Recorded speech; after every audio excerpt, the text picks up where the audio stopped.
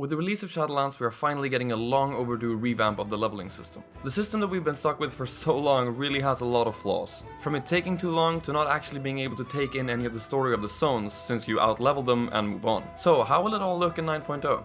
Let's get the elephant out of the room. Yes, there will be a level squish, but we've known about that for some time.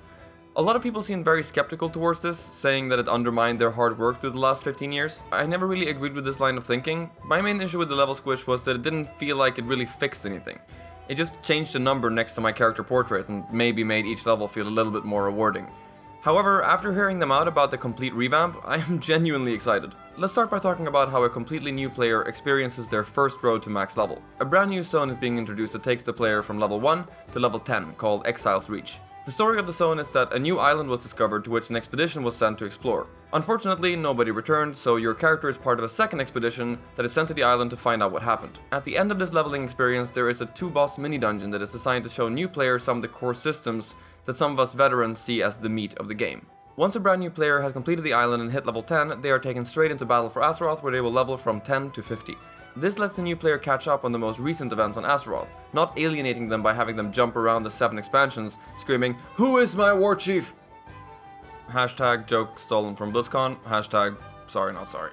After hitting level 50, these new players are ready to enter the Shadowlands, where the adventure continues into the relevant WoW expansion, where they will play through a linear story, eventually hitting the new max level of 60. I think this is a great change that shows off what modern or retail WoW plays like much better than having a new player pick, let's say, Blood Elf and have them play through a starting zone that has not been updated since the Burning Crusade. Now, I kept saying new player for a reason. If you've already hit max level and you're looking to make an alternative character, then this system changes, of course. When creating an alt, you can choose to start either in Exiles Reach or in the original starting areas. Or, if you're going to choose one of the allied races, you start at level 10. After that, our homie Chromie will hook us up and let us pick any expansion that we want to level up in, from vanilla to BFA. So from 10 to 50 we get to play through one of the expansions and truly experience the story from start to finish as it was intended when it was made. After this, if you've already gone through the Shadowlands in a linear fashion, you can choose to level up using the endgame Covenant campaign and world quests, which I mentioned in the last video. This change is huge for me. It makes creating alts so much more appealing. Let's say I wake up one morning and I'm just dying to relive Cataclysm. Well, now I can. I'll just pop on, make a goblin, and truly relive that expansion. Truly get the full story of those zones.